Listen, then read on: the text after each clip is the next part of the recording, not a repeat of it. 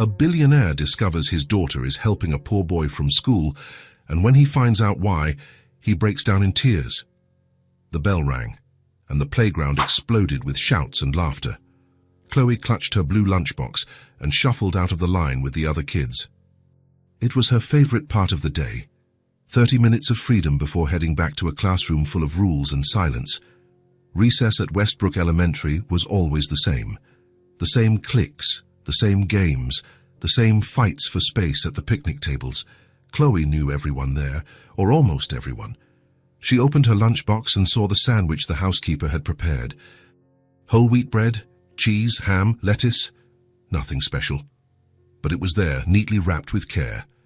Chloe took a bite and looked around. That's when she saw him, a boy sitting alone near the wall, far from everyone else. He had messy, dark hair and clothes that seemed a bit too big for him. He was sitting with his knees pulled up to his chest, staring at the ground. And he had nothing in his hands. No lunchbox, no snack, nothing. Chloe frowned. She had seen that boy before, but had never paid much attention. He was always quiet, always alone. Even the teachers didn't seem to notice him. She looked at her own sandwich. Then she looked back at the boy. Something tightened in her chest. Chloe stood up.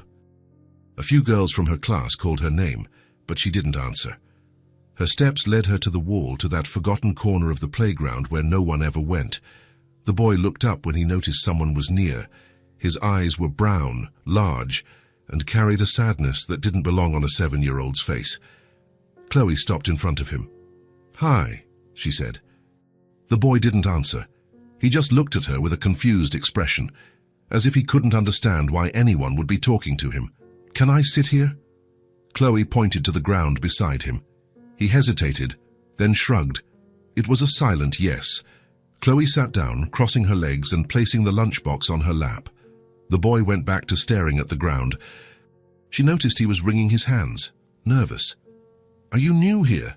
Chloe asked, trying to start a conversation. "No," he replied quietly. "I've been here since last year." "Oh." Chloe was surprised. How had she never noticed him before? "I'm Chloe." "Noah," he murmured. An awkward silence hung between them. Chloe opened her lunchbox again and glanced at her half-eaten sandwich. Noah quickly looked away, but not before Chloe saw him staring at the food. His stomach rumbled. It was quiet, but she heard it. Noah turned red and hugged his knees tighter, as if he wanted to disappear. Chloe didn't think twice. She took her sandwich and broke it in half. She held one piece and offered the other to Noah. "Here," she said. Noah's eyes widened. "What?" "Take it. I'm not going to eat it all anyway." "You don't have to. I know I don't have to. But I want to share." Noah looked at the piece of sandwich in Chloe's hand. You could see the struggle inside him, pride versus hunger. Hunger won. He took the sandwich slowly, as if afraid Chloe might change her mind. "Thanks," he whispered. "You're welcome."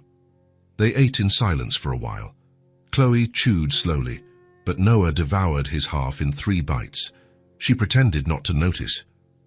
"Why are you always alone?" Chloe asked after a moment. Noah shrugged. "Nobody wants to hang out with me. Why not?" He didn't answer right away. He fidgeted with the laces of his worn-out sneakers and took a deep breath.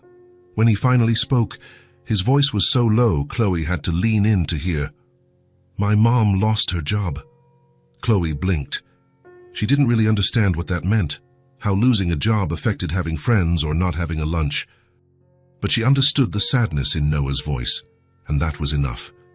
"I'm sorry," she said, not knowing what else to say. Noah shook his head. "She didn't do anything wrong, but they said she did. Now no one wants to hire her." Tears started to well up in his eyes, but he held them back. Chloe felt her heart ache again. "You can eat with me," she said suddenly. "Every day, if you want." Noah turned his head toward her, surprised. "Really? Really? I have a sandwich every day. We can share." For the first time, something changed in Noah's face. It wasn't quite a smile. It was too small for that. But it was something, a flicker of hope, a sense of relief. "My thanks, Chloe," he said, and this time his voice was a little stronger. Chloe smiled back. It was a shy smile, but a genuine one. "We're friends now, right?" Noah blinked, as if no one had ever used that word with him before. "We are." "Yeah. Friends share things." The bell rang again, signaling the end of recess. The kids started running back inside the school, yelling and pushing. Chloe stood up and packed her empty lunchbox. "Come on," she said, holding out her hand to Noah. He looked at her hand, hesitant. Then, slowly, he took it. Chloe pulled him up, and they walked back to class together. No one noticed, no teacher, no other kid. But for Chloe and Noah, something had changed. For the first time in a long time, Noah wasn't alone. And Chloe discovered that helping someone made her chest feel warm inside. A good feeling she couldn't explain, but wanted to feel again. When they reached the classroom door, Noah looked at her one more time. "See you tomorrow?" he asked, almost afraid of the answer. "Now see you tomorrow," Chloe confirmed. And for the first time in weeks, Noah gave a real smile. That day, during the noisy recess at Westbrook Elementary, in a forgotten corner near the wall, a friendship was born that would change everything.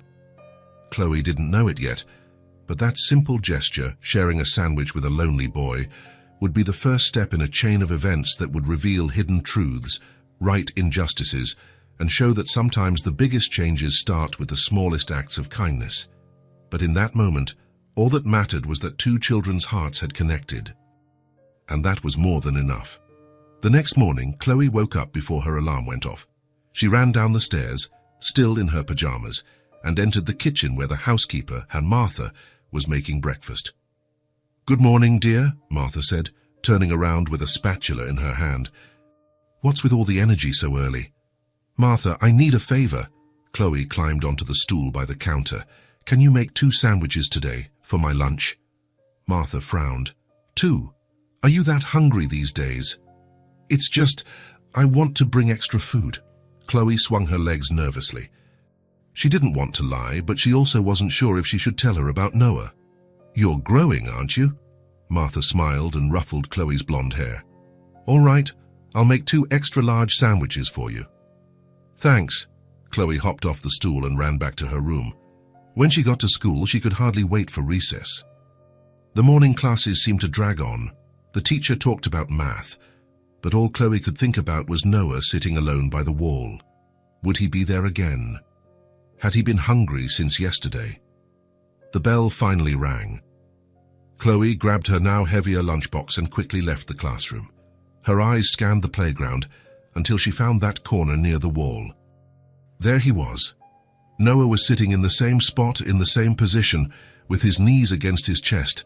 But this time, when he saw Chloe approaching, he lifted his head, and something shone in his eyes.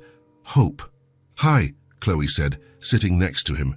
"Hi," Noah replied, and you could see a small smile on his lips. "I brought something." Chloe opened her lunchbox and took out 2 wrapped sandwiches. "This one's for you." Noah's eyes widened. "You brought a sandwich just for me?" "Yep. No need to share today. You eat one, and I'll eat the other." For a moment, Noah was quiet. His eyes were shining in a strange way, like he was about to cry. But he took a deep breath and took the sandwich. "Thank you, Chloe," he said, and his voice was filled with something Chloe couldn't name. Gratitude, maybe, or relief. They ate together, talking about little things. Noah mentioned he liked to draw. Chloe said she loved dogs, but her dad never let her have one because he traveled so much. For the first time, Noah laughed. It was a quiet laugh, but it was real. And so the routine began. Every day, Chloe brought 2 lunches. Every day, she and Noah sat together in the same corner. Every day, their friendship grew a little more. On Tuesday, Noah showed Chloe a drawing he had made. It was a bird in flight. "It's beautiful," Chloe said, and Noah smiled with pride. On Wednesday, Chloe taught Noah how to play rock, paper, scissors. They laughed so hard a teacher glanced over at them but said nothing. On Thursday, Noah told her about his mom. "She's really nice," he said quietly. "She always made the best mac and cheese, but now we just eat rice and beans when we have it." Chloe didn't know what to say. She had never thought about things like that. about not having enough food, about going hungry. For her, food had always just been there on the table, without her ever needing to worry. "Your mum sounds amazing," Chloe finally said. "She is," Noah agreed. "She's the best." On Friday, other boys from their class started to notice. One of them, Tyler, pointed at Noah and yelled, "Look, Noah finally has a friend." Chloe glared at Tyler. "So what?" Tyler laughed and walked away, but Chloe felt Noah shrink beside her. "Don't listen to him," Chloe said. "He's a jerk." "You don't care?" Noah asked quietly. "About being my friend, even though everyone knows I'm different." Chloe turned to him, serious. "You're not different. And even if you were, I wouldn't care. We're real friends, remember?" Noah nodded, and a small smile appeared on his face. At home, Martha started to notice something strange. "Chloe," she said the second week, while packing the girls' lunch, "you've been eating a lot more lately." Chloe was drinking juice at the kitchen table. "Have I?" "Yes, you have. 2 sandwiches every day, plus fruit, plus cookies. Are you having a growth spurt or something?" "I guess so," Chloe answered quickly, avoiding Martha's eyes. Martha crossed her arms and tilted her head. "Are you sure you're eating all of this?" "I get hungry at school," Chloe insisted. Martha didn't seem convinced, but didn't press further. She went back to making the sandwiches, but she had that thoughtful expression adults get when they know something is up. That night, Austin Whitmore came home late as usual. He was a tall man in a flawless suit, with graying hair at his temples and a posture that radiated power. But when he walked into his house, his shoulders relaxed a bit. "Mr. Whitmore," Martha greeted him at the entrance. "Dinner is ready." "Thank you, Martha. Has Chloe eaten already?" "Yes, sir."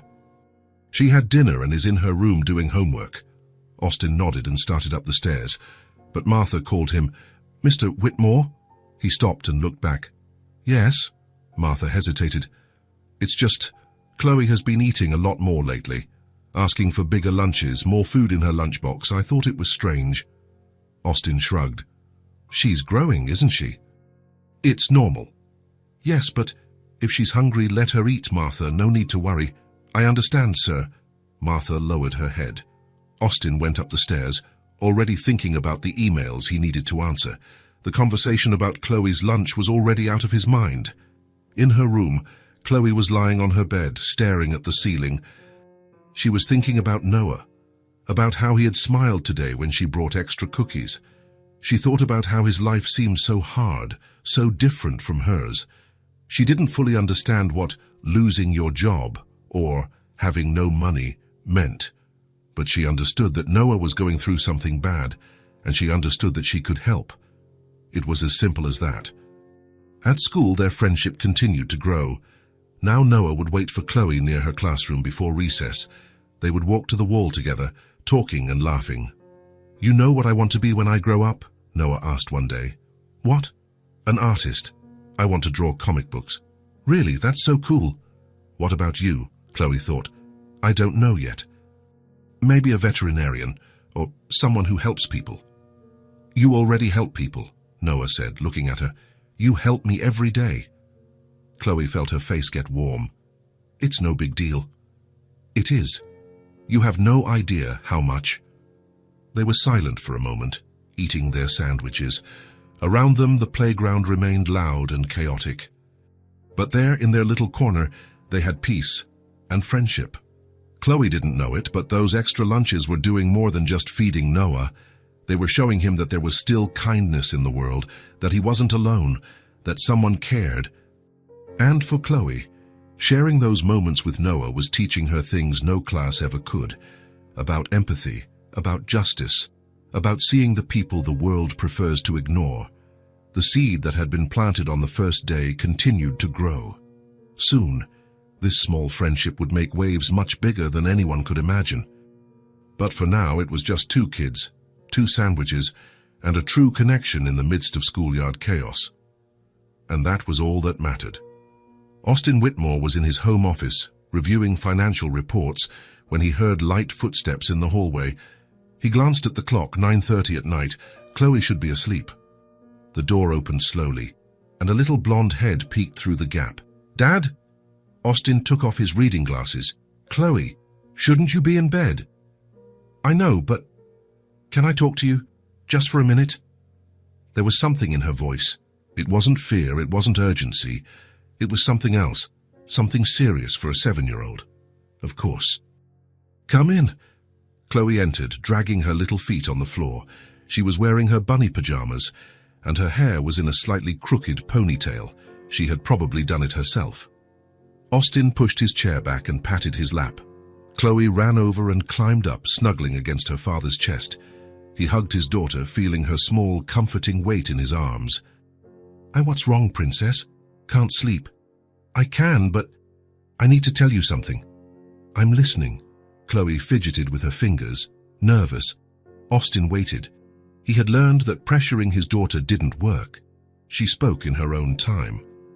Dad, Chloe began, looking at her own hands, I'm helping a boy at school. Helping? How so? There's a boy named Noah. He never has a lunch. He just sits alone at recess every day, staring at the floor. She paused, taking a deep breath. He never eats anything. Austin felt something tighten in his chest. And you've been sharing your lunch with him? Chloe nodded. At first, I shared my sandwich, but then I started asking Martha to make 2. One for me and one for him. She looked up at her father, worried.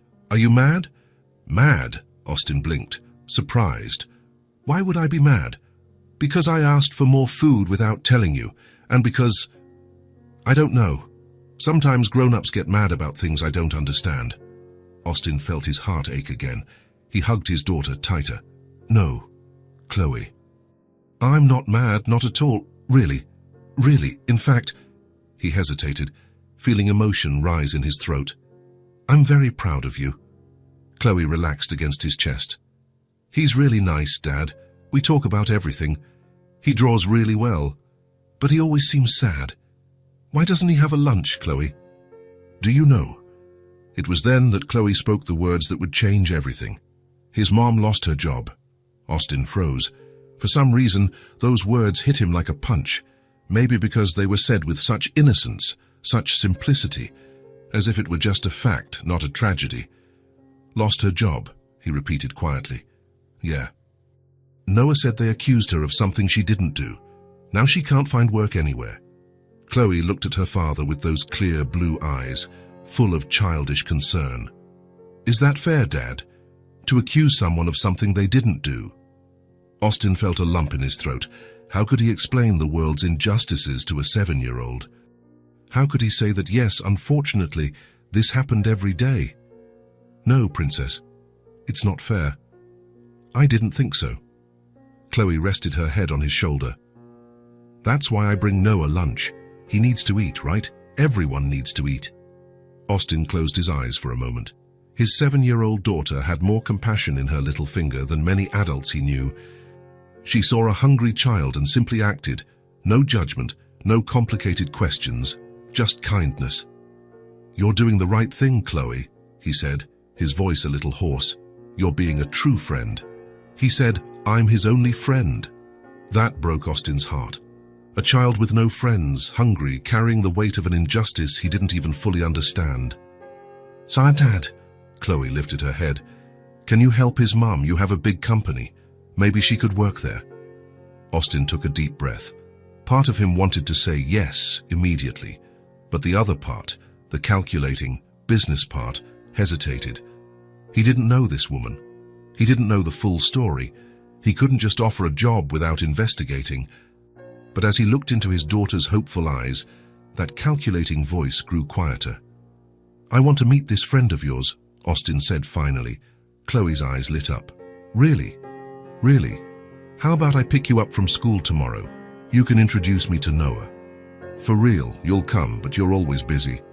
The sentence hurt more than Austin wanted to admit. It was true. He was always busy, always had meetings, calls, commitments. Martha was the one who picked Chloe up from school almost every day. But tomorrow would be different. Tomorrow, I'll be there, he promised. You can count on me. Chloe threw her arms around his neck. Thank you, Dad. Noah's going to be so happy. Austin hugged his daughter, his heart filled with a mix of pride and sadness. Pride in her kindness, sadness for the reality that this kindness revealed. How many children went hungry every day? How many families suffered from unjust accusations? How many stories like Noah's existed, invisible to those who didn't want to see? He had built an empire but had closed his eyes to the human cost, to the people who fell through the cracks of the system, to the lives that were destroyed by mistakes or, even worse, by deliberate injustices. "Dad," Chloe's voice brought him back. "Are you okay?" Austin cleared his throat and smiled, pushing away the heavy thoughts. "I'm fine, Princess. I was just thinking about how special you are. I'm just being his friend. And that's exactly what makes it special." He kissed the top of her head. "Now, come on, you need to sleep." "Can I sleep here with you? Just for tonight?" Austin glanced at the pile of reports on his desk. He had work to do all night. But as he looked at his daughter, he decided that work could wait. "You can." He stood up with Chloe in his arms and walked to her room. He tucked her into bed and pulled the covers up to her chin. Chloe was already closing her eyes, exhausted. "Dad," she murmured, already half asleep. "Yes. Do you think one day everyone will have enough food?" Austin felt a tightness in his chest. "I hope so, Princess. I hope so too."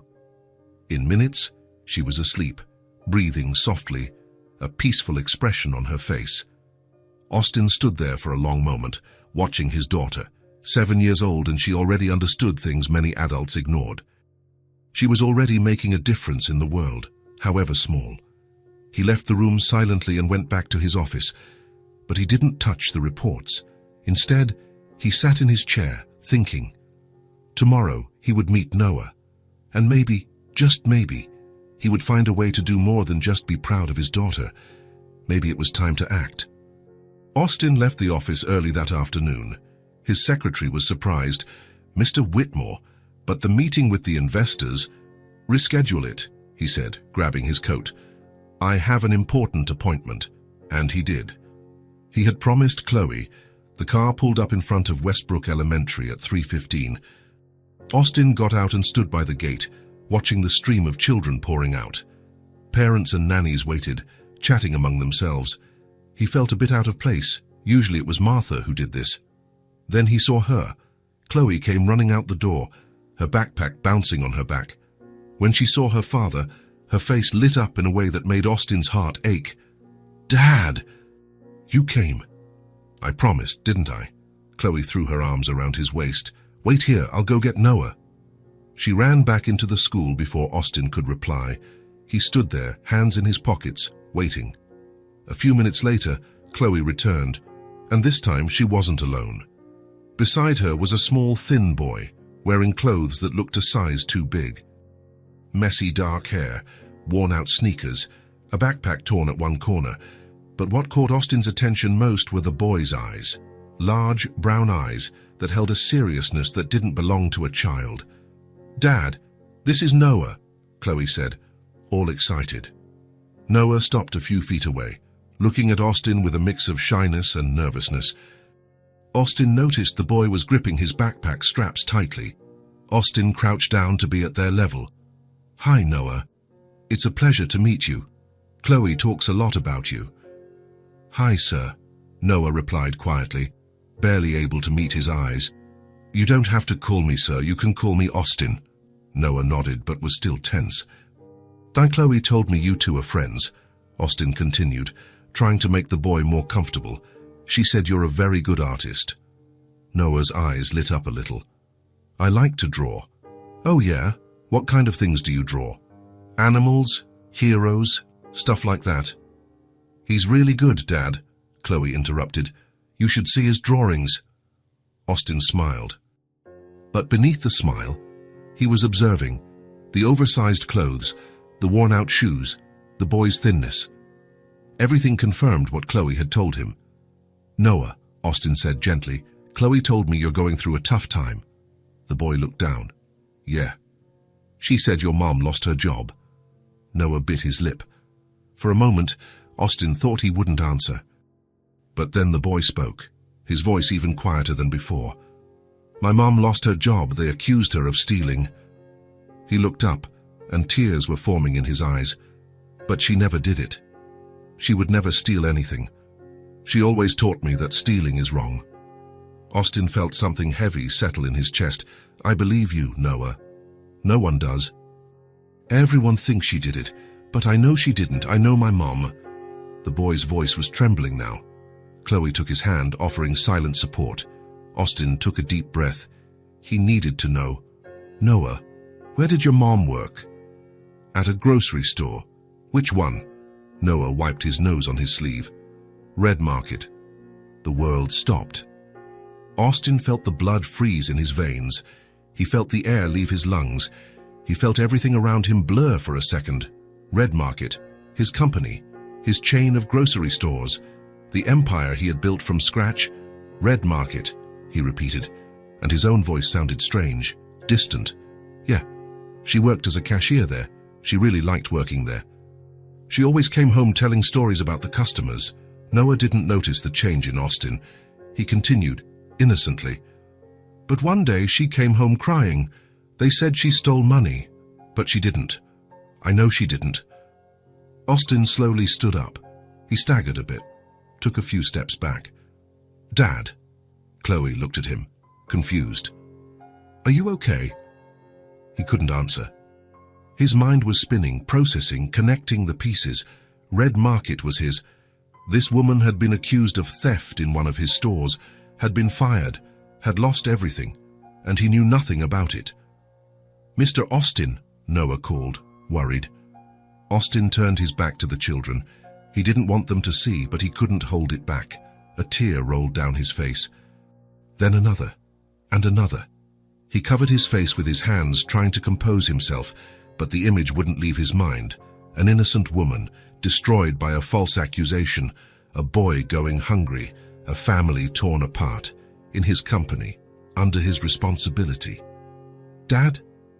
Chloe's voice was closer now, scared. Why are you crying? Austin took a deep breath, wiped his face, and then turned around. His eyes were red, but he tried to smile. Sorry, I just got emotional. Why? How could he explain? How could he tell a 7-year-old that her father, the man who was supposed to take care of everything, had failed so completely? Because Noah's story touched me, he said, which wasn't a lie. And because I'm proud of you for helping him. Chloe seemed to accept the explanation. Noah, however, was looking at Austin with a strange expression, as if trying to understand why a strange adult would cry over his story. Noah, Austin said, kneeling again. This time, he was closer. He placed a hand on the boy's thin shoulder. What's your mother's name? Angela. Angela Morrison. Austin closed his eyes for a second.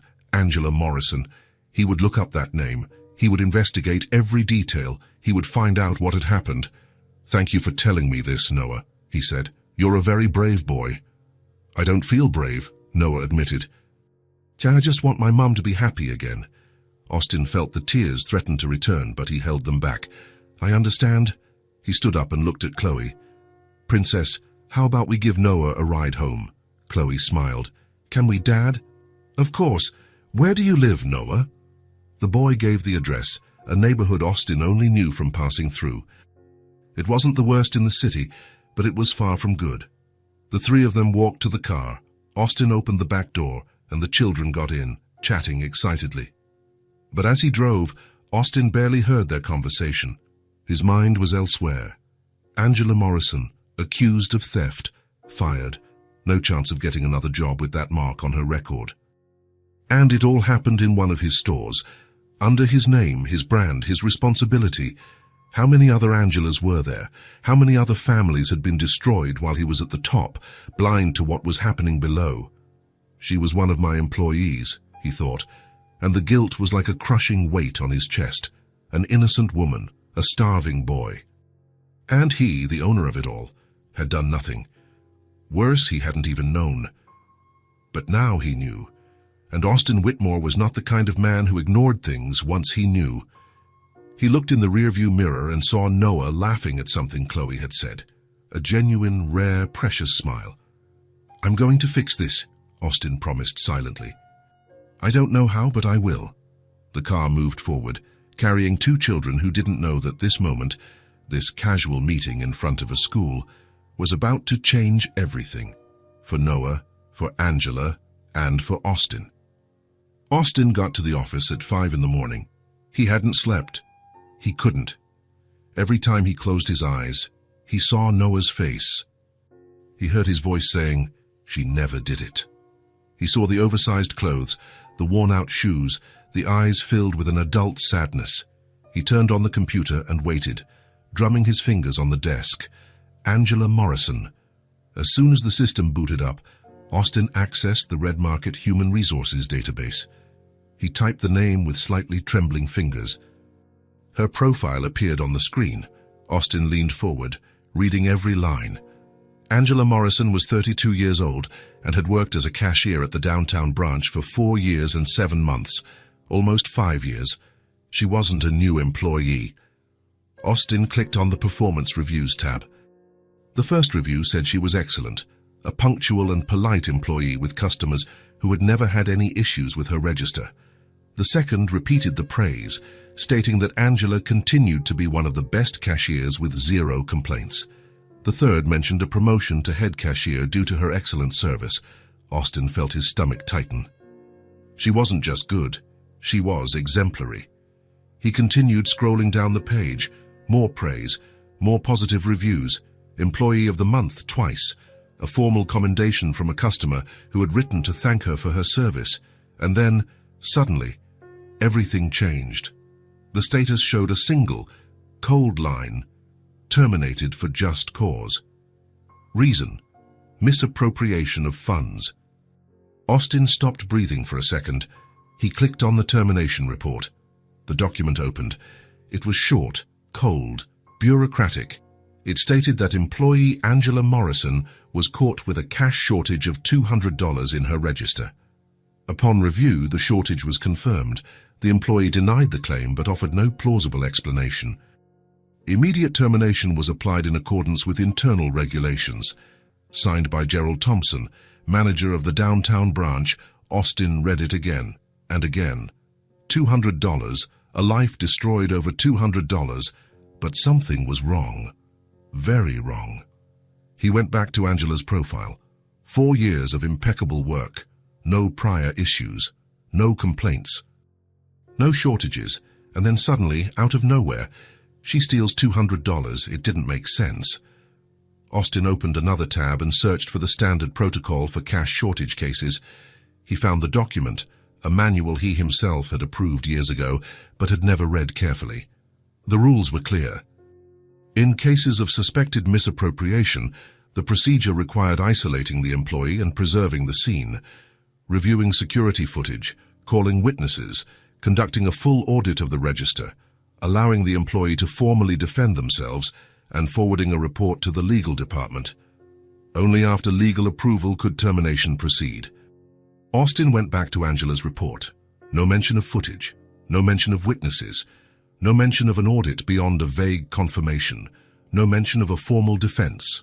Just, shortage confirmed, employee denies, termination applied.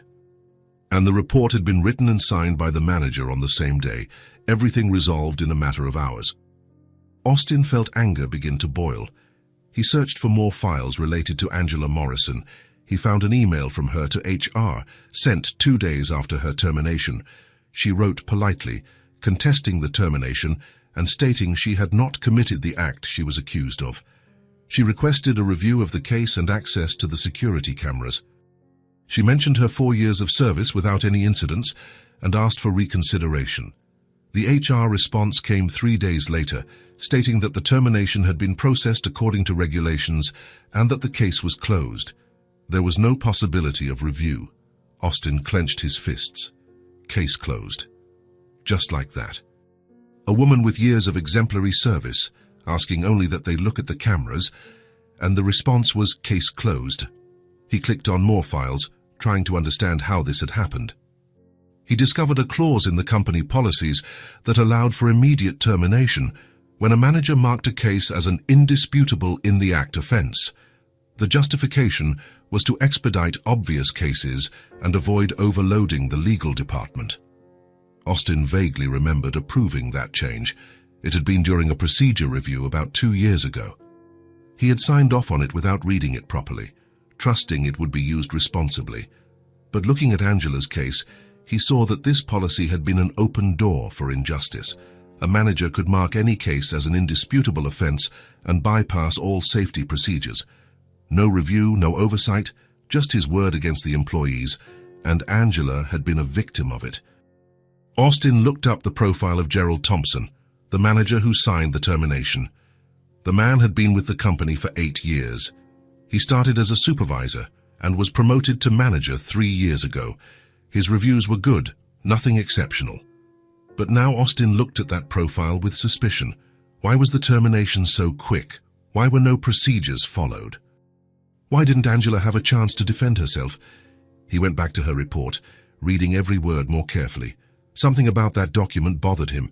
The language was too generic. Shortage confirmed, without specifying how. Review conducted, without saying who participated. Employee denied, without giving details of her version. It was a report made to look legitimate, but that said nothing real. Austin looked out the window. The sun was beginning to rise, painting the sky in shades of orange and pink. The city was slowly waking up. People were going to work, trusting they would be treated fairly. But Angela Morrison had trusted in that, and look what happened. He remembered Noah. The thin boy saying she never did it, with such certainty, such faith in his mother. The boy defending Angela even when the whole world had turned its back on her. "How many people have suffered because of my omission?" Austin whispered to the empty room. He had built an empire. He had been proud of Red Market, of the opportunities it created, the jobs it provided. But while he celebrated growth from the top, at least one innocent person had been crushed at the bottom, by a system he created, by a policy he approved without thinking. Angela Morrison wasn't just a name in a file. She was a mother. She was the woman raising Noah alone, who worked hard for 4 years without a single complaint. And in a matter of hours, everything had been taken from her. Over $200 she probably hadn't even stolen. Austin saved all the files he had found. He would need them when he got to the office for real, when he could summon the legal department and start a proper investigation. But now, alone in the early morning, he could only think of one thing. He had failed. As an owner, as an employer, as a human being, he had created a system that allowed for injustice, and then had distanced himself enough not to see when it happened. He looked at Angela's photo on the screen. The gentle smile, the kind eyes, the same kindness he saw in Noah. "I'm going to fix this," Austin promised in a low voice. "No matter what it takes." The room fell silent, just the low hum of the computer and Austin's heavy breathing. Outside, the city continued to wake up. Life went on. But for Austin Whitmore, something fundamental had changed. He had seen the real cost of his negligence. He had seen a life destroyed because of a flawed system he created. And now that he knew, he could no longer pretend not to see. When the sun had fully risen, Austin was still there, planning his next steps. He would investigate. He would find the truth. He would bring justice. Because a 7-year-old child believed in his mother, and Austin had decided to believe too. The next day, Austin left the office early again. This time, it wasn't just for Chloe. It was for something he needed to do, something he couldn't quite explain even to himself. He needed to see it with his own eyes. He needed to understand. When he arrived at the school, Chloe and Noah were waiting together by the gate. They were chatting excitedly, and Austin noticed how different Noah's face looked now, less tense. Less sad. "Dad?" Chloe waved. "Hi, Princess." Austin approached and looked at Noah. "Hi, Noah. How are you?" "Good, Mr. Austin. How about we give you a ride home today?" Noah's eyes widened. "Really? Of course. Come on." The three of them walked to the car. Austin opened the back door, and the kids got in, laughing about something only they understood. He started the engine and looked in the rearview mirror. "Noah, what's your address again?" Noah gave the address, a little hesitantly. Austin put it in the GPS and started driving. The route crossed the city. Slowly, the streets began to change. The houses got smaller, closer together. The parked cars were older. The sidewalks were cracked. Austin knew this part of the city only from passing through. He had never really paid attention. Now he was paying attention. It's there. Noah pointed to a low, red brick building. It wasn't ugly, but it was weathered by time. The paint was peeling in some places. The windows were small. Austin parked in front. "Thanks for the ride, mister." "Austin," Noah said, already grabbing his backpack. "You're welcome." Austin hesitated. "Noah, is your mom home right now?" "She is. She always is." The boy looked down. "She doesn't have a job anymore, so." "I see." Austin took a deep breath. "Do you think she'd mind if I came up, just to meet her?" "Chloe talks so much about you. I'd like to say hello to your mum." Noah blinked, surprised. "Really? You want to meet my mum?" "I do." The boy's face lit up. "I'm sure she'd like that. Come on." The three of them got out of the car. Noah ran up the stairs with Chloe right behind him. Austin followed more slowly, his heart beating faster than it should. The apartment was on the second floor. Noah opened the door with the key he wore around his neck. "Mom, I'm home, and I brought visitors." Austin followed the children inside and found himself in a small, simple living room, an old but clean sofa, a coffee table with a plastic flower arrangement, curtains that had once been white. Everything was modest but carefully arranged. A woman came out of the kitchen, wiping her hands on a dish towel, and Austin recognized her immediately from the file photo, Angela Morrison. She was thinner in person than in the photo. She had deep, dark circles under her eyes. Her dark hair was tied back in a simple ponytail. She was wearing old jeans and a faded blouse. But there was something about her, a quiet dignity in the way she stood tall, the way she held her chin up. "Noah, who are—" She stopped when she saw Austin, clearly surprised. "Mom, this is Mr. Austin. He's Chloe's dad." "And this is Chloe," Noah continued, all excited. "The girl I told you about." Angela looked at Chloe, and her face softened. "Oh, Chloe. Noah talks about you every day." Chloe smiled, a little shy. "Hi, Mrs. Morrison. Please call me Angela." She turned to Austin and extended her hand. "A pleasure to meet you, Mr. Austin Whitmore. The pleasure is mine." He shook her hand, feeling the guilt weigh on his chest. She didn't know who he was. She didn't know he was the owner of the company that had destroyed her life. "Sorry about the mess," Angela said, looking around the room. "If I had known we'd have visitors—" "Everything is perfect," Austin replied, and it was true. The home was humble, but it had the care of someone who mattered. "Can I offer you some coffee? Or water? Please don't trouble yourself." "It's no trouble." Angela was already heading to the kitchen. "Please, have a seat." Austin sat on the sofa. The children dropped their backpacks and went to Noah's room, already talking about some drawing. Angela returned with 2 cups of coffee. She handed one to Austin and sat in the armchair across from him. "So," she began, holding her own cup, "you're Chloe's father." "I am." "Chloe has been an angel to my son." Angela's voice was filled with restrained emotion. "Noah has been through some very tough times recently.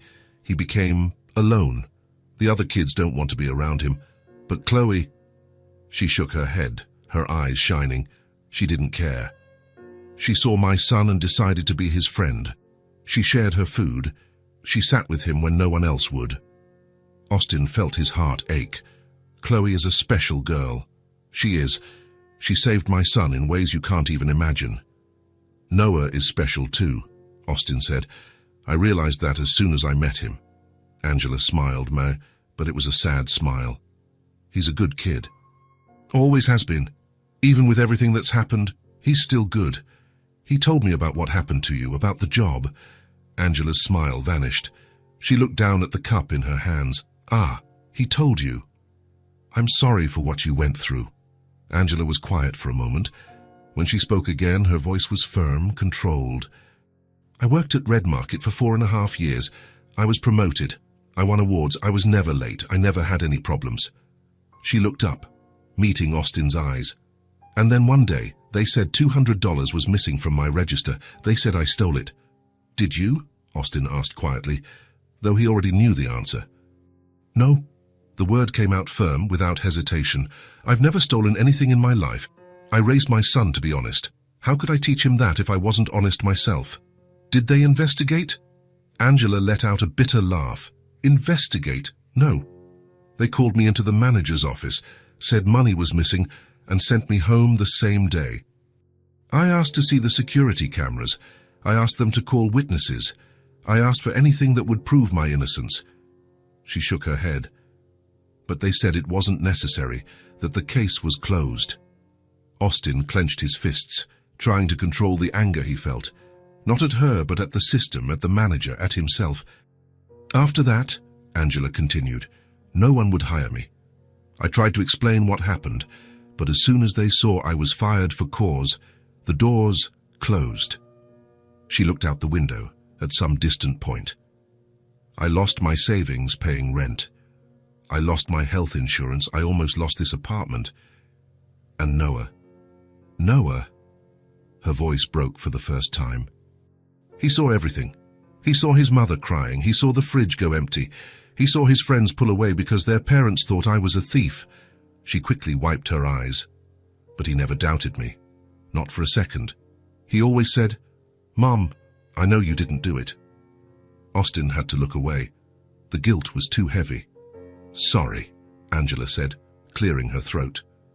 "So you didn't come here to listen to my problems?" "No," Austin replied softly, "but I'm glad you shared this with me." Angela looked at him, confused by the intensity in his voice, but before she could ask anything, the children came running back from the room. "Mr. Austin, come see the drawing I made." Noah pulled his hand. Austin stood up, looking at Angela one more time.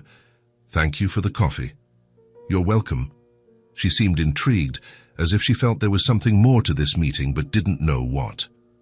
Austin followed Noah to the small room, but his mind was elsewhere. He had seen it. He had heard it. He had felt the true weight of the injustice that had occurred. And now he had no doubt. Angela Morrison was innocent, and he was going to prove it. The next morning, Austin arrived at his office with a determination his secretary didn't recognize. "Cancel my meetings for today," he said, walking straight past the reception. "All of them, Mr. Whitmore. All of them." He entered his office and closed the door. He picked up the phone and dialed the extension for the Internal Audit Department. "Hello? Marcus, it's Austin Whitmore. I need you and your team in my office in 1 hour. We have an urgent investigation." "Yes, sir. May I ask what it's about?" "Irregularities in terminations. I'll explain when you get here." Austin hung up and sat down, looking at the files he had printed overnight.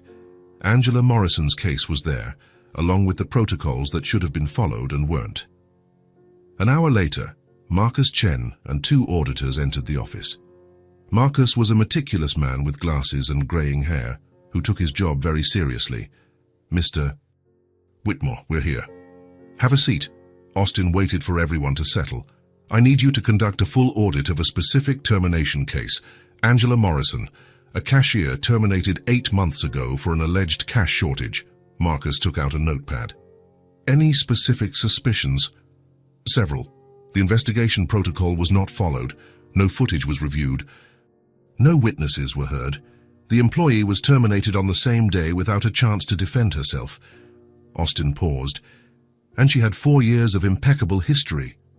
One of the auditors frowned. "That's not standard procedure." "Exactly.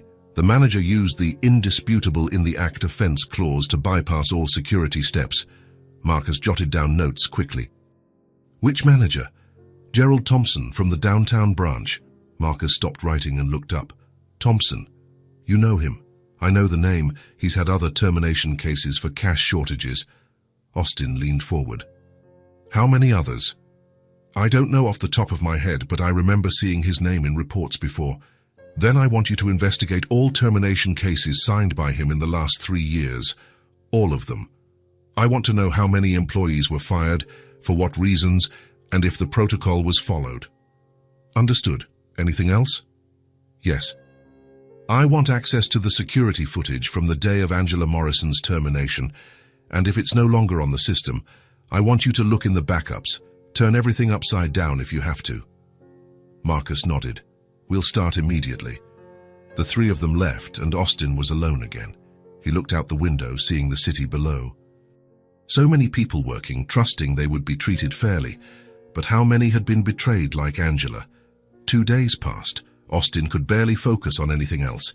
He went to meetings, signed papers, answered emails, but his mind was always on the audit. On the 3rd day, Marcus returned to the office. He carried a thick folder under his arm and had a grim expression. "Mr. Whitmore, we've finished the preliminary investigation." "And?" Marcus placed the folder on the desk. "It's worse than we imagined." Austin felt his stomach drop. "Tell me everything." Marcus opened the folder and began to flip through the documents. In the last 3 years, Gerald Thompson has fired 11 employees for cash shortages. All marked as indisputable in the act offenses, all without proper investigation. 11, Austin repeated, feeling the anger rise. All the employees had clean records, some had been with the company for years, and all the shortages were for small amounts, between $150 and $300. Small amounts, Austin muttered. Amounts that don't attract the attention of an audit. Exactly. These are amounts that are easily lost in the daily accounting of a supermarket. No one would investigate deeply. Austin clenched his fists. And the footage. We managed to recover some from the backups. And we found something interesting.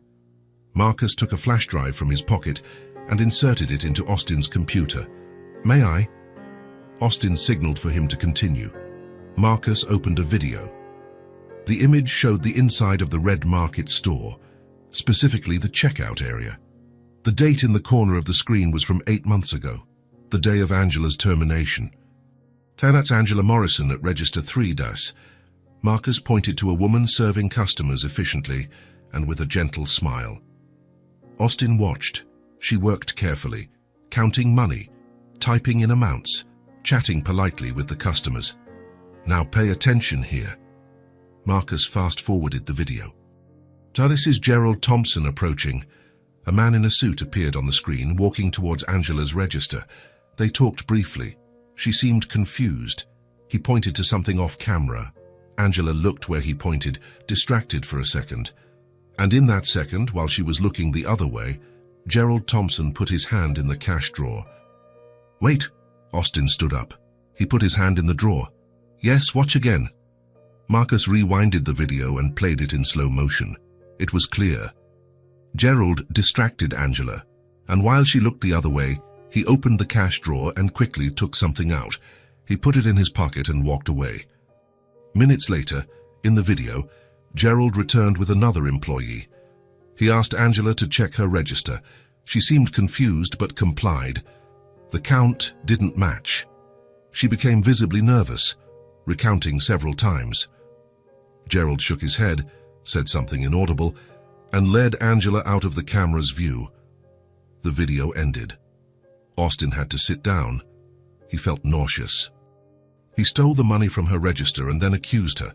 Yes, and we did the same with other cases. We managed to recover footage from 3 more terminations. The pattern repeats. Gerald always approaches the employee, creates a distraction, takes money from the register, and then accuses the person. Why didn't anyone notice this before? Because he had authorization to access the registers. He's the manager. No one questioned him when he opened a drawer. And since the cases were marked as indisputable offenses, no one reviewed the footage. Austin ran a hand over his face. He created a perfect scheme, small amounts that don't draw attention, victims who have no way to defend themselves, a system that allows for termination without investigation. And he chose his victims well, Marcus added grimly. Employees who didn't have the resources to hire lawyers, people who needed the job too much to cause trouble. People like Angela Morrison. Exactly. Austin was silent for a long moment, processing everything. 11 people. 11 lives destroyed. 11 families ruined. Because a greedy man found a loophole in the system. A system that Austin had created. How much did he steal in total? Austin asked. It's hard to calculate exactly, but based on the reported shortage amounts, we estimate between $2,000 and $3,000. $2,000, Austin gave a bitter laugh. He destroyed 11 lives for $2,000. Apparently so. Austin stood up and walked to the window. Below, people went about their lives. They worked, they walked, they lived. How many of them blindly trusted their employers? How many thought the system was fair? My company became a place where innocent people were destroyed, he said quietly, more to himself than to Marcus. Sir, Austin turned. I created this, Marcus. I signed that policy without thinking. I gave too much power to managers without creating adequate oversight. I trusted the system without verifying if it actually worked. With all due respect, Mr. Whitmore, you couldn't have predicted that someone would abuse, but I should have predicted it. Austin slammed his hand on the window. It's my responsibility to predict. It's my company. These people worked for me, and I failed them. Marcus was quiet, not knowing what to say. Austin took a deep breath, trying to control himself. Anger wouldn't solve anything now. He needed to act. What do you recommend? He asked. Legally. We have enough evidence to fire Gerald Thompson for cause and press criminal charges. The footage proves he committed fraud and slander. He'll probably go to jail. And the employees he fired? We can try to contact them, offer reinstatement, financial compensation, clear their records. But after so much time, I don't know how many will want to come back. Austin thought of Angela, of the dignity with which she told her story, of how she held her head high even after everything. I'm going to speak personally with each of them, Austin said. I'm going to apologize. I'm going to offer whatever is fair, and I'm going to make sure this never happens again. Mr. Whitmore, now that I know, I can't ignore it. Austin looked Marcus in the eyes. I'm not going to sweep this under the rug. I'm not going to solve everything quietly and move on as if nothing happened. These people deserve to know the truth. They deserve justice. Marcus nodded slowly. I understand. Prepare a full report. I want names, dates, amounts, everything. And I want Gerald Thompson out of this company today. Now, yes, sir. And Marcus, thank you for the diligent work. Marcus bowed his head and left the office. Austin was alone again, but this time he didn't sit down. He stood, looking at the documents scattered on his desk. Evidence of a crime, evidence of a systemic failure, evidence of what happens when power is given without oversight. He thought of Noah, of the thin boy sharing a sandwich with Chloe, of the boy who never doubted his mother, and he thought of Angela, of the woman who lost everything but kept her dignity, of the woman who remained good even when the world was cruel to her.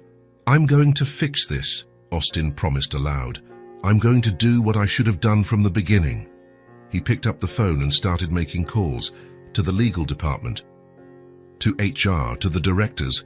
The wheel had started to turn, and Austin Whitmore wasn't going to stop until justice was served. Austin parked in front of the red brick building. His hands were shaking on the steering wheel. He had rehearsed what he was going to say the entire way, but now that he was here, the words felt inadequate. How do you apologize for destroying someone's life? He took a deep breath and got out of the car. He walked up the stairs to the second floor, each step feeling as heavy as lead. He stopped in front of the apartment door and, for a moment, just stood there. Then he knocked.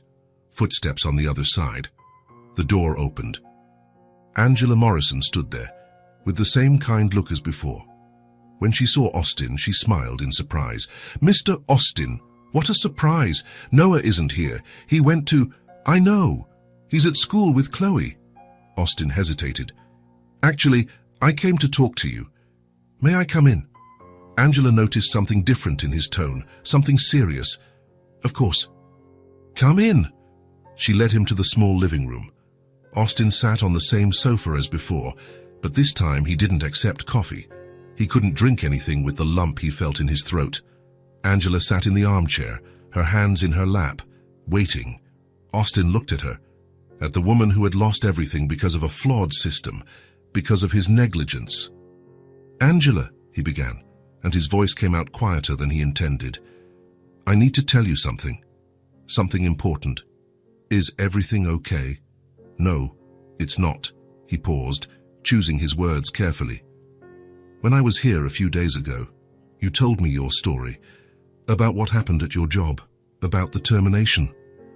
Angela tensed. Yes, you said you worked at Red Market. I did. Austin closed his eyes for a second.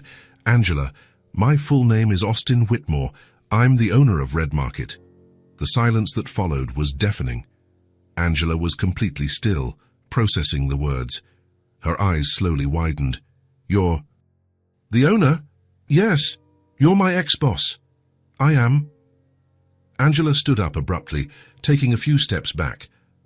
Her expression changed from surprise to something between confusion and hurt. Why are you here? Why did you come to my house without telling me who you were? Because I needed to understand. I needed to hear your story without you knowing who I was. Unfiltered. Without fear of reprisal. And now you came to tell me it was all my fault? That I deserved to lose everything? No. Austin stood up too. Angela, I came to tell you the opposite. I came to tell you that you were right. About everything. Angela stopped, confused. What? We investigated your case. We did a full audit. We reviewed the security footage. Austin took a step toward her. Angela, you were wronged. The manager, Gerald Thompson, was the culprit. Angela's legs gave out. She had to lean against the wall. What? He was stealing small amounts from employees' registers and then blaming them for the theft. We found footage that proves it. He did it to you and at least 10 other people. Angela brought a hand to her mouth. Her eyes filled with tears. You're saying I was right, that I didn't do anything. You did nothing wrong. You were the victim of a criminal who abused the system. A system that I, as the owner, let become flawed enough to allow this to happen. The tears streamed down Angela's face. She slid down the wall until she was sitting on the floor, sobbing, years of pain, of shame, of injustice, all coming out at once. Austin knelt beside her. I'm sorry I didn't see this sooner. For creating a system where you had no chance to defend yourself, for letting your life be destroyed while I was too busy to notice. Angela cried, her hands covering her face. I knew. I always knew I hadn't done anything, but nobody believed me, not my family, not my friends. They all thought I was a thief. Your son believed you. Angela lifted her face and her eyes red. What? Noah. He always believed in you. He told me, with such certainty, my mum never did it. She would never steal anything. Austin felt his own voice fail. He had more faith in you than the whole world. Angela sobbed harder. My son. My boy.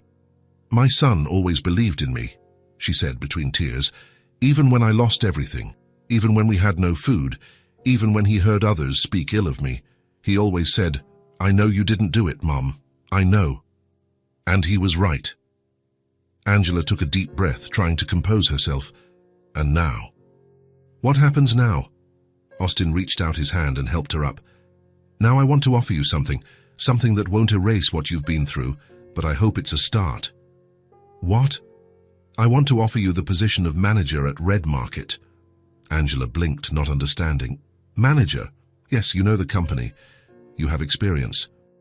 You have an exemplary record, and most importantly, you have integrity, something that was clearly lacking in the man who held that position. You want me to come back, after everything? I do, but I understand if you don't want to. I understand if you can't even look at that place again. Angela was quiet for a long moment. She looked out the window at some distant point. Austin waited, respecting her time. When she finally spoke, her voice was different, firmer, stronger. I accept. You accept? Angela turned to him, and there was something new in her eyes. It wasn't just sadness or relief. It was determination. I spent 8 months trying to prove to the world that I wasn't a thief. 8 months fighting to get interviews, to explain, to defend my name, and now the world will finally know the truth. She lifted her chin. My son always believed in me. Now the world will too. Austin felt proud of this woman. After everything she had been through, she still had dignity. She still had strength. When can you start? Tomorrow. The next morning, Austin arrived at the downtown branch of Red Market before it opened. The employees were getting ready for the day. organizing aisles and registers. When they saw the owner walk in, everyone stopped. A tense silence filled the store. "Good morning, everyone," Austin said, his voice echoing through the space. "I'd like to introduce someone." Angela walked through the door. She was wearing a simple but professional outfit, black pants and a white blouse. Her hair was tied back elegantly. She walked with her head held high. The employees recognized her immediately. Whispers began. "It's Angela, the one who got fired. What is she doing here?" Austin raised his hand, asking for silence. "I want everyone to listen carefully. Angela Morrison worked here for 4.5 years. She was fired on an accusation of theft. But after a full investigation, we discovered that she was innocent. The real culprit was Gerald Thompson, who was embezzling money and blaming innocent employees." The silence was now absolute. Everyone looked between Angela and Austin, processing the information. Angela was wronged by this company, by a flawed system that I, as the owner, allowed to exist. And now I'm here to correct that. Austin looked at Angela, who remained calm beside him. "Starting today, Angela Morrison is the new manager of this branch." Some people's eyes widened. Others were dumbfounded. An older employee, who used to work at the register next to Angela's, was the first to move. She walked up to Angela with tears in her eyes. "Angela, I'm so sorry. We should have believed you." Angela took her hand. "It's okay, Carol." "No, it's not. We turned our backs on you. But now you know the truth. That's what matters." Slowly, other employees approached, some to apologize, others just to welcome her back. The atmosphere in the store shifted from tension to something lighter. A young man approached, extending his hand. "Welcome back, Manager Morrison." Angela shook his hand, smiling for the first time. "Thank you." Austin watched from a distance. He saw how Angela handled each person with grace and dignity. He saw how, slowly, the initial surprise was giving way to respect. She was going to be a great manager. He was sure of it. That afternoon at Westbrook Elementary, the recess bell rang. Chloe grabbed her lunchbox and ran out. She found Noah waiting for her by the door, as always, but there was something different about him. His eyes were shining in a special way. He was smiling from ear to ear. "Hi," she said, excited. "Hi, Chloe." Noah was practically bouncing with excitement. They walked together to their corner by the wall, their spot. But before they even sat down, Noah couldn't hold it in. "Chloe, you're not going to believe what happened." "What?" "Your dad helped my mom." Chloe blinked, confused. "How?" "Yesterday he came to our house again, and he told us something amazing." Noah sat down quickly and pulled Chloe to sit beside him. "Do you know how I told you my mum lost her job because they accused her of stealing?" "Yeah." "Well, she didn't steal anything. It was the manager who stole and blamed her, and your dad found out. He saw the security cameras and everything." Chloe's eyes widened. "Really? Really? And you know what else? Your dad offered my mum a new job. And not just any job, Chloe. She's going to be a manager." "A manager?" "Yes, my mum cried so much when he told her, but they were happy tears, you know." Noah held Chloe's hands, still in disbelief. "My mum started work this morning. She woke up early, put on a nice outfit, and she was so happy." "Chloe, I haven't seen my mum smile like that in a long time." Chloe felt her own eyes fill with tears. "Noah, that's so great." "It is, and she made me lunch today. Look." Noah picked up the lunchbox beside him. It was old and a bit dented, but it was there. He opened it carefully, showing the contents as if it were a treasure. A real ham and cheese sandwich. "And she packed an apple and cookies too." Chloe clapped her hands. "Your dad is the best in the world." "He is," Noah agreed, and then his expression grew more serious. "Chloe, it was all because of you. Because of me. If you hadn't shared your lunch with me that day, if you hadn't been my friend, your dad would have never met me. And he would have never found out about my mom." Noah looked at her with gratitude in his eyes. "You saved us." "I just wanted to be your friend," Chloe said, turning red. And because of that, everything changed. They were silent for a moment, the weight of those words hanging between them. Then Chloe opened her lunchbox. She had 2 sandwiches, as always. "Do I still want to share?" she asked. Noah looked at his own sandwich and then at Chloe. He smiled. "We have food at home now, but I like sitting with you." "I like sitting with you too." The 2 of them started eating, talking about everything that had happened. Noah recounted every detail of the previous night, how his mom had cried and laughed at the same time, how she had hugged him tightly and said everything was going to be okay. "You know what my mom said?" Noah said between bites. "What?" "She said, 'Noah, your little friend and her generosity changed our lives, and she's right.'" Chloe shook her head. "It was my dad who really helped. But it was you who made him meet us. It was you who saw that I was alone and decided to sit with me." Noah smiled. "You're the best friend anyone could have, Chloe." "You're the best friend too, Noah. Forever. Forever." They linked their pinkies and made the promise, laughing. Around them, the playground remained loud and chaotic. Boys ran, girls played, teachers supervised, but there, in their corner, there was peace and happiness. The friendship that had started with a shared sandwich continued, not because Noah needed it anymore, but because it was real, because they chose to be together. At that moment, a few miles away, Angela was in the manager's office at Red Market, organizing her new desk. She looked through the glass window and saw the employees working. Some watched her with curiosity, others with growing respect. She was back, not as a victim, but as a leader. She picked up her phone and sent a message to Noah. "First day is going well. I love you, my son." And elsewhere in the city, Austin Whitmore was in his office, signing off on changes to company policies, new rules for employee protection, new investigation procedures, new oversight systems, changes that should have been made a long time ago. He thought of Noah and Chloe, sharing lunches and friendship. He thought about how a 7-year-old had seen something that he, with all his experience and power, had failed to see.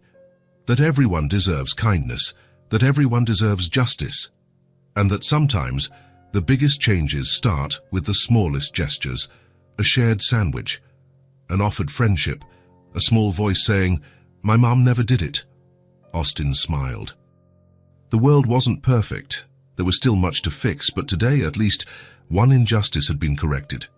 And tomorrow, he would continue working to correct others. Because now he knew the truth. It wasn't enough to build empires. You had to take care of the people inside them. And it all started with his daughter, a 7-year-old girl with blonde hair and clear eyes who saw someone alone and decided to make a difference. Sometimes, Austin thought, children understand the world better than adults. And he was grateful to have learned that lesson. Austin waited at the school gate, watching the children come out. He had done this a few times in the past weeks, and each time he felt less strange, less out of place. He was beginning to understand why this moment was important. Chloe appeared, running, her backpack bouncing on her back. When she saw her father, her face lit up. "Dad, you came again." "I did, Princess." Austin opened his arms, and she threw herself into them. "Where's Noah?" "He went with his mum today. She managed to leave work early." "Oh, that's great." Austin took her backpack, and they walked to the car. "How was school?" "It was fun. We learned about countries in geography class, and at recess, Noah taught me a new game his mom taught him." Austin opened the car door, and Chloe got in. He put the backpack in the back seat and sat in the driver's seat, but he didn't start the engine right away. He sat there for a moment, looking at his daughter in the rear-view mirror. She was organizing something in her backpack, distracted, humming softly. "Chloe." "Can I tell you something?" She looked up, noticing his serious tone. "Of course, Dad." Austin turned to look directly at her. "You know what happened with Noah's mom, right? How I was able to help her." "I know. Noah told me everything. He was so happy, Dad. I've never seen him smile like that." "Right. And I wanted you to know something important." Austin took a deep breath. "None of this would have happened if it weren't for you." Chloe blinked, confused. "For me? Yes, you saw Noah alone that day. You saw that he was hungry, that no one talked to him, and you decided to do something. You went over, sat next to him, and shared your lunch. But I just wanted to help. I know. And that's exactly what made all the difference. Austin felt his voice get a little hoarse. You didn't know who his mother was. You didn't know she had been wronged. You didn't know I could do something. You just saw a child who needed a friend and decided to be that friend. Chloe looked down at her hands. Everyone deserves to have friends. Yes. Everyone does. Austin opened the door and moved to the back seat, sitting next to his daughter. Chloe, you helped Noah, but you also helped me do the right thing. How? I was so busy with the company, with meetings, with numbers and papers, that I had forgotten to look at the people. The real people who work for me, who depend on me. He took her small hand. But you reminded me. You showed me that seeing people, really seeing them, is what matters. I was just being his friend, Dad. And that changed everything. It changed Noah's life. It changed Angela's life. And it changed my life too. Austin held her face in his hands. You are a very generous daughter, Chloe. I'm so proud of you. Chloe's eyes shone. Really? So proud. You're 7 years old and you already understand things that many adults don't. You're special. Chloe threw herself into his arms, hugging him tightly. Austin held her, his heart full. Dad? Her voice came out muffled against his chest. Yes? It feels good to help people, doesn't it? Austin smiled, feeling his eyes burn a little. Yes, Princess. It feels very good. Then I'm going to keep helping whenever I can. I know you will, and I'm going to try to do the same. They stayed like that for another moment, just father and daughter, hugging in the back seat of the car. Then Chloe pulled away and looked at him. Dad? Yes? Do you think we could invite Noah and Angela over for lunch one day? Austin smiled. Funny you should say that. I was thinking the exact same thing. The following Saturday, Angela and Noah arrived at the Whitmore house at noon. Angela had hesitated when Austin invited them. Are you sure? We don't want to be a bother. It's no bother, Austin had insisted. It would be an honor to have you. Now, standing in front of the gate of the large house, Angela took a deep breath. Noah held her hand, his eyes wide. Mom, the house is huge. I know, sweetie, but remember what we talked about. We act normal, be polite. I know. The door opened before they could ring the bell. Chloe came running out. Noah, you came. Hi, Chloe. The two children hugged as if they hadn't seen each other in months, when in reality they had played together at school the day before. Austin appeared behind Chloe. Angela, Noah, welcome. Thank you for inviting us, Angela said, still a little shy. The pleasure is ours. Please, come in. The house was large, but Austin had made sure lunch would be outside in the garden. He wanted something more informal, more welcoming. Mom, can I show Noah my room? Chloe asked, already pulling her friend by the hand. Angela looked at Austin's, who nodded yes. You can go, but don't take too long. Lunch will be ready soon. The children disappeared up the stairs, already chatting excitedly. Austin led Angela to the garden. A table was set under a large tree, with a simple tablecloth and nice but not over-the-top dishes. Martha had prepared a homemade lunch, nothing too fancy, just good food. What a beautiful garden, Angela commented, looking around. Thank you.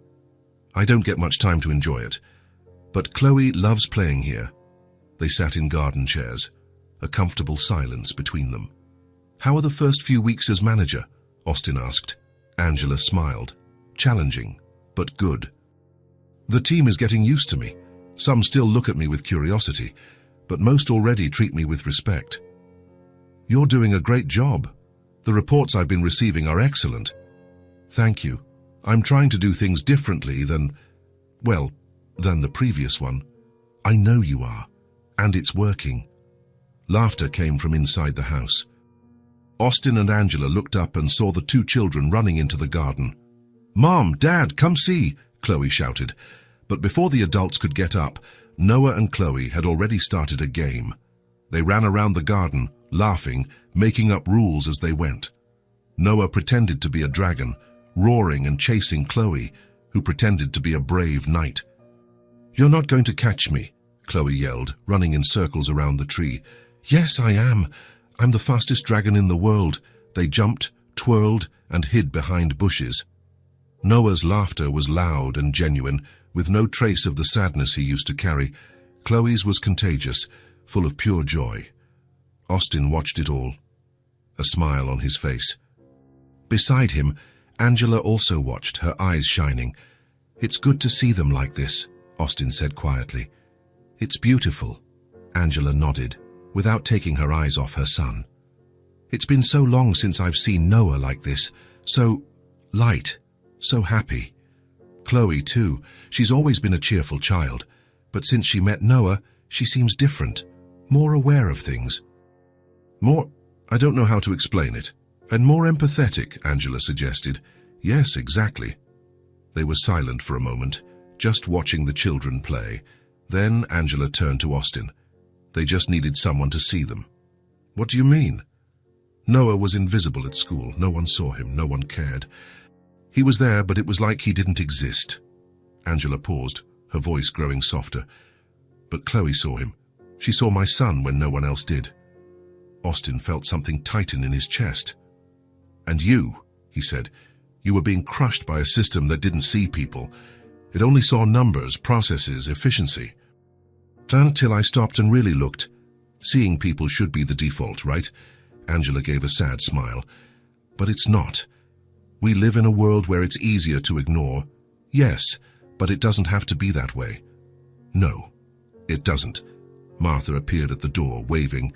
Mr. Whitmore, lunch is ready. Thank you, Martha. Austin stood up and called the children. Chloe, Noah, time to eat. The two children came running, sweaty and smiling. Already, Noah complained. We were in the middle of the game. You can continue later, Angela said, ruffling his hair. Everyone sat at the table. Martha had prepared lasagna, salad, and garlic bread. Nothing fancy, just comforting homemade food. This is delicious, Angela said after the first bite. Martha is a great cook, Austin agreed. The children ate excitedly, talking about the game they had invented and what they would do after lunch. Can I show Chloe my drawings, Mom? Noah asked. You can, but only if she wants to see them. I do, Chloe said immediately. Noah draws so well, Dad. You should see. Maybe you can show me too after lunch, Austin suggested. Noah blushed with pride. Really? Really? The conversation flowed naturally, sometimes about serious things, like Angela's work and the changes at Red Market, other times about silly things, like the movie Chloe wanted to watch or the book Noah was reading at school. It was simple. It was light. It was normal. And somehow that normality was precious. After everything that had happened, after all the pain and injustice, being there, at that table, sharing a simple meal, felt almost like a miracle. Austin looked around the table. Chloe was telling a story excitedly, gesturing with her hands. Noah was laughing, hanging on her every word. Angela was smiling, relaxed in a way she probably hadn't been in months. This was what mattered. Not the success of the company, not the numbers in the bank, not the prestige or the power. This, people sitting together, laughing, talking, living. Dad, Chloe nudged him. Are you okay? Austin blinked, coming out of his thoughts. I'm fine, Princess. Just thinking. About what? About how lucky I am. Lucky why? For having you as a daughter, for being here, in this moment, with you all. Chloe smiled and went back to eating. To her, that answer made perfect sense. After lunch, the children went back to playing in the garden while Austin and Angela had coffee on the porch. Thank you for today, Angela said. It was special. For me, too. It's nice to have the house full of laughter. Do you and Chloe live alone? Yes, Chloe's mother left us when she was a baby.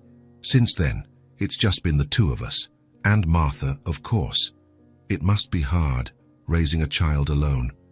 It is, but Chloe makes things easier. She's an amazing girl. Austin paused. Just like Noah. Thank you, he's my whole world. They were silent, watching the children. Noah had found a ball, and the two were trying to play soccer, although neither of them really knew the rules. "You know," Austin said after a while, "all of this has made me think a lot about priorities, about what really matters. And what did you discover? That I had put the company above everything else, above Chloe, above the people who work for me, above my own humanity." He looked at Angela. "But now I understand. Success means nothing if you don't take care of the people around you. That's an important lesson. And it was you and Noah who taught it to me. Or rather, it was Chloe who showed you to me, made me see." Angela smiled. "Children are wise in a way we forget when we grow up.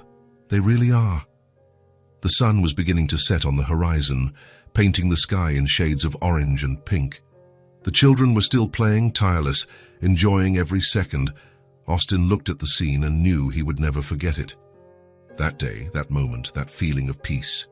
Justice had been served. Angela had her job back, in an even better position. Noah had food on the table and his mother happy again. Chloe had a true friend, and Austin had learned a lesson no business course could ever teach. It was a new beginning for everyone, a new chapter. And this time, Austin was determined not to lose sight of what really mattered. "Thank you," he said suddenly. Angela looked at him, surprised. "For what?"